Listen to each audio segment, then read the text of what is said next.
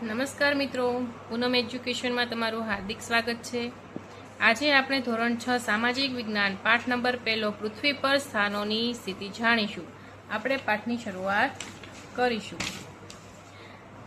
આજ આ પાઠમાં આપણે જાણીશું કે નકશો શું છે, દિશાઓ શું છે, પૃથ્વી પર કોઈ પણ સ્થાન કેવી રીતે શોધી શકાય છે।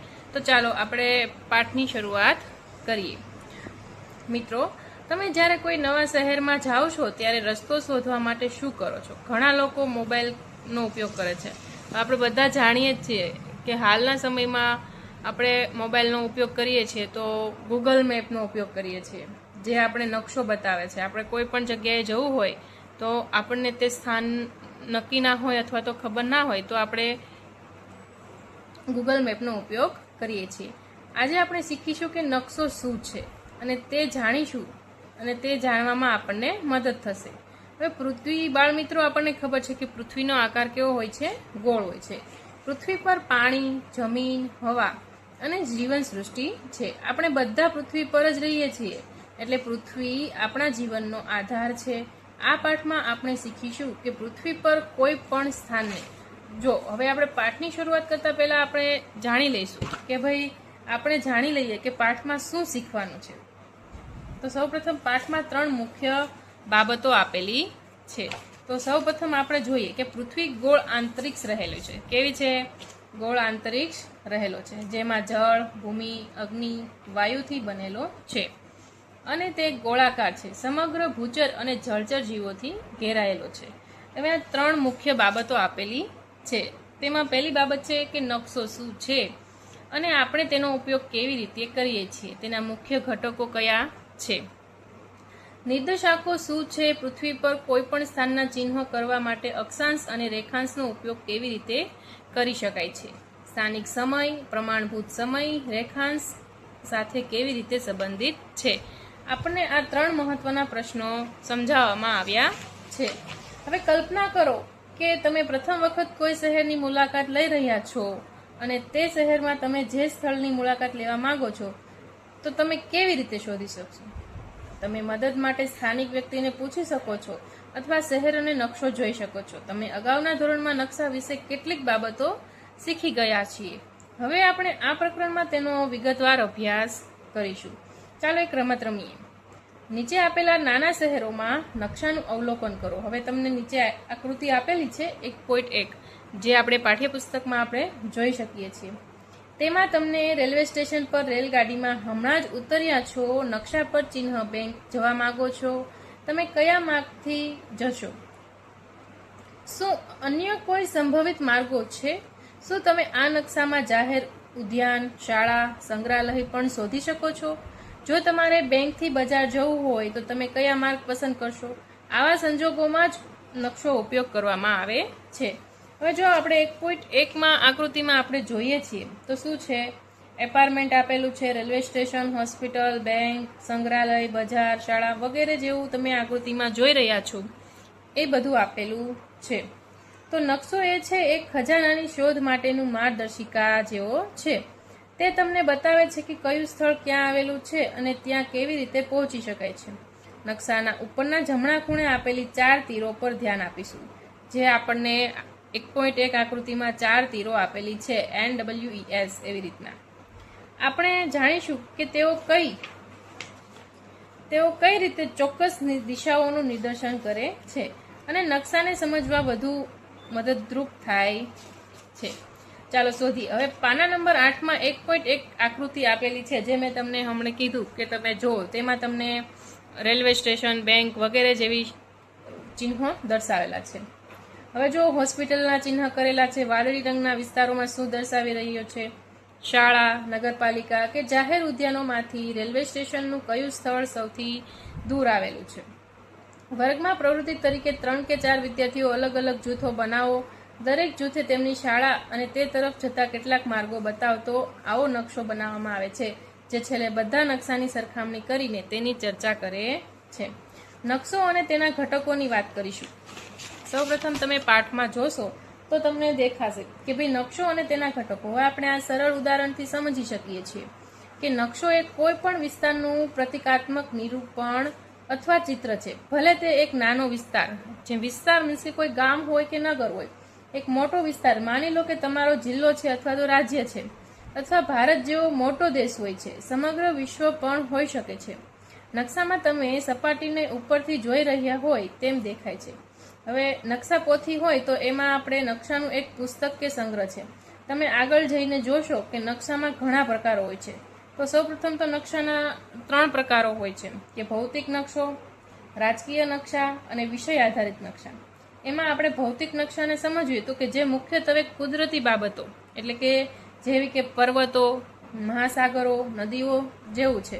હવે તમને 5.2માં જે આકૃતિ દર્શાવી છે એમાં તમે ઉદાહરણ તરીકે જોઈ શકો છો. રાજકીય નકશો છે તો દેશો, રાજ્ય, સરહદો, શહેરો વગેરે દર્શાવે છે. જે ઉદાહરણ તરીકે બધા રાજ્યો, કેન્દ્ર શાસિત પ્રદેશો, તેમનું પાટનગર દર્શાવતો ભારતનો એક નકશો છે. ત્યાર પછી વિષય આધારિત નકશો, જે ચોક્કસ પ્રકારની માહિતીનું પ્રદાન કરે છે. ઉદાહરણ તરીકે પાઠ્યપુસ્તકમાં આકૃતિ 6.3 અને 8.1 જે તમે જોઈ શકો છો. કોઈ પણ નકશામાં મુખ્ય 3 ઘટકો હોય છે: અંતર, દિશા અને રૂટ અને સંજ્ઞાઓ. તમે આકૃતિ 1.1માં જોઈને પહેલા 2 વિશે અગાઉ શીખ્યા છે. તો ચાલો હવે આપણે વધુ ચોક્કસ રીતે વ્યાખ્યાયિત કરીશું. ત્યાર પછી આપણે જોઈએ તો શું તમને ક્યારેય આશ્ચર્ય થયું છે કે એક વિશાળ વિસ્તારને કાગળના નાના ટુકડા પર કેવી રીતે રજૂ કરી શકાય? તે નકશાના પ્રમાણમાપથી મદદ કરવામાં આવે છે. ચાલો આપણે એક નાના શહેરમાં નકશા તરફ પાછા ફરીએ. હવે 1.1માં તમે જે આકૃતિ જોઈ એ આકૃતિમાં આપણને ખબર પડશે કે જેમ કે અહીં છપાયેલો નકશો જુઓ, તેની પ્રત્યય સેન્ટીમીટર સપાટી પર એક ચોક્કસ અંતરનું પ્રતિનિધિત્વ કરે છે. ધારો કે 500 મીટર છે તો આપણે કહીશું કે તેનું પ્રમાણ માપ 1 સેન્ટીમીટર બરાબર 500 મીટર છે. હવે આ પાઠ્યપુસ્તકના પ્રકરણમાં 5ના ચિત્ર પ્રમાણે 5.2 એટલે કે ભારતનો નકશો જુઓ. આ પ્રમાણે નીચે ડાબી બાજુ ખૂણામાં એક માપપટ્ટી દ્વારા દર્શાવેલી છે અને જેની લંબાઈ ઉપર 500 અને કિનારા પર કિમી લખેલી છે.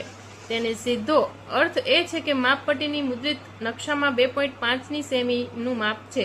તે સપાટી પર 500 કિલોમીટર દર્શાવે છે.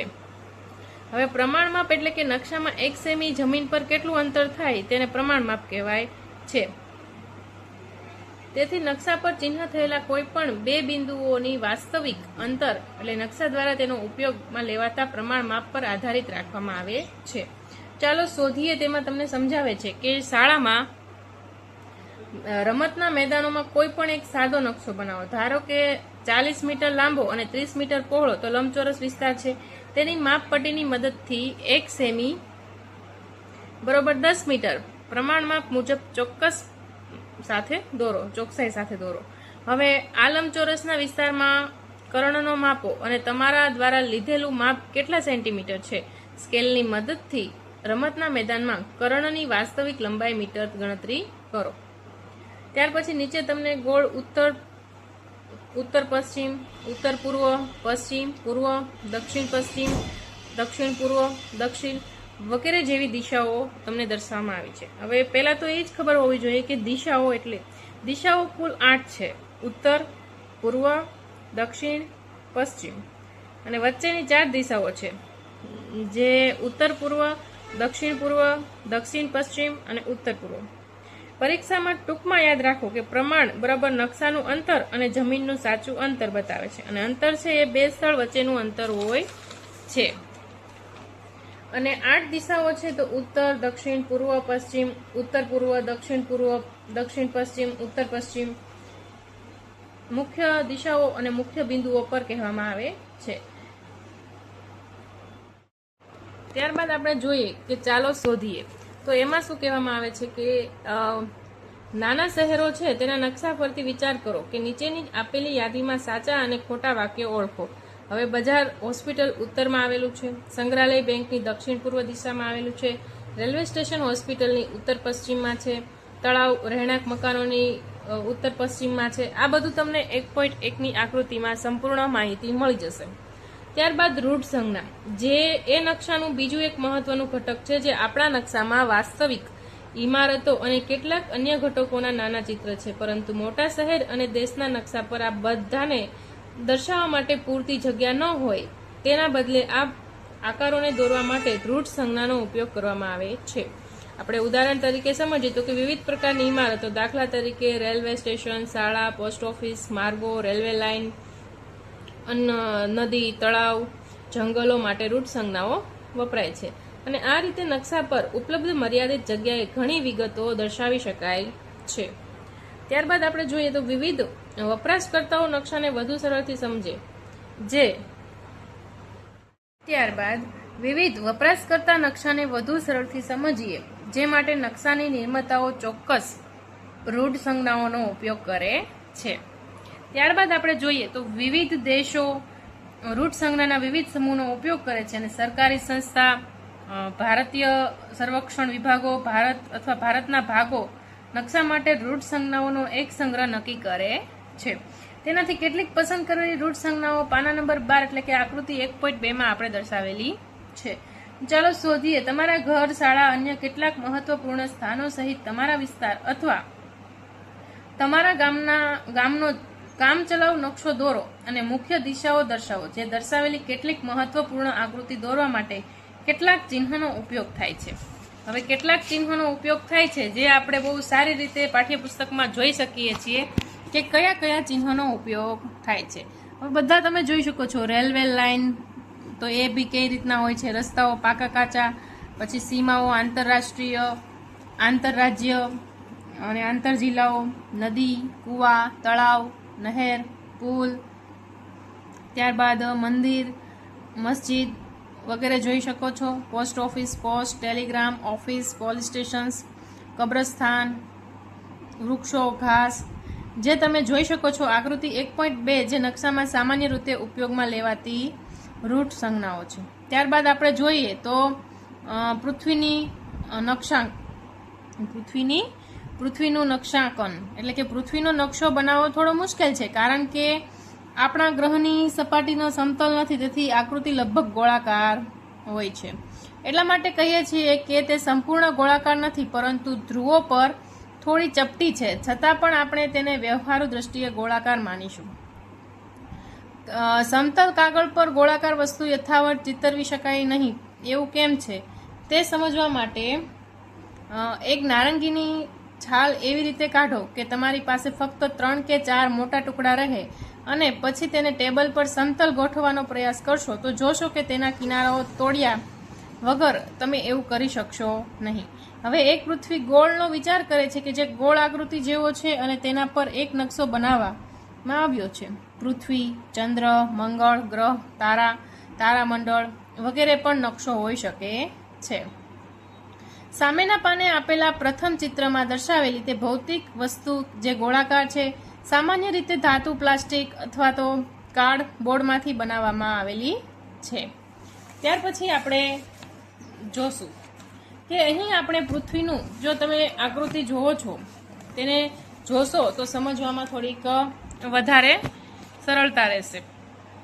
પૃથ્વીના ભૂગોળનું પ્રતિનિધિત્વ કરતા પૃથ્વીના ગોળાનો અભ્યાસ કરીશું, કારણ કે પૃથ્વીના ગોળાનો અને પૃથ્વીના આકાર એક સરખો ગોળાકાર હોય છે.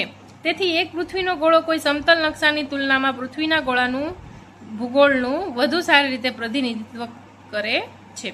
આવો તેની કેટલીક વિશેષતાઓ આપણે જાણીએ. હવે એક તો નિર્દેશાંકની સમજ. કોઈ શહેર છે અથવા તો કોઈ નગર છે, મોટા બજારની કલ્પના કરી જેમાં સીધી હરોળમાં સામાન કદથી દુકાનો હોય છે અને તેને બજારમાં એક સ્ટેશનરીની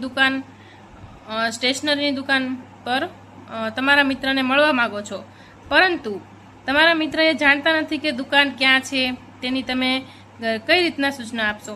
મને સાંજે 6 વાગે પ્રવેશ દ્વારથી 5મી હરોળમાં 7મી દુકાને મળો. તેનાથી તમારો મિત્ર તમને ચોક્કસ સ્થાન નક્કી કરી શકશે. હવે શતરંજ પર વિચાર કરો. હવે તમને આકૃતિમાં દર્શાવેલું છે, ગોળાકાર દર્શાવેલો છે, શતરંજ દર્શાવેલી છે. તે આગળના વધારાના ખેલાડીઓ છે. જો શતરંજ પર વિચાર કરો અને આગળના વધારાના ખેલાડીઓ, ચાલો નોંધવા માટે મુખ્ય ખાના પર અક્ષર A થી H સુધી અને બંને બાજુ વચ્ચેનો 1 થી 8 સુધી એટલે કે 1 થી 8 સુધી રાખવામાં આવે છે. ચિત્ર જુઓ. સરળ પદ્ધતિ. ખેલાડી દરેક ખાનાના નિર્દેશકો કરી શકે છે અને દરેક ચાલના ચિહ્ન કરી શકે છે. સફેદ બાજુની રાણી સામેના પ્યાદાને 2 ચાલ આગળ વધારીને એક બહુ સામાન્ય ચાલ રમતની શરૂ કરી શકે છે. હવે આપણે જોઈએ કે તમને ખબર જ હોય કે કાળી બાજુને પક્ષથી રમવું હોય અને એ જ રીતે પ્રત્યુત્તર આપવાનો હોય તો આ નિયમનો ઉપયોગ કરવા માટે તમારી ચાલ ચાલે. ત્યાર પછી આપણે આગળ જોઈએ તો 2 ઉદાહરણોનો ઉપયોગ કરવામાં આવેલો છે નિદર્શક પદ્ધતિનો. આ બંને નિદર્શકો છે તે સ્ટેશનરીની દુકાન સાથે શતરંજ પર ખાનાની ગોઠવણી યથાયોગ્ય રીતે નક્કી થાય છે.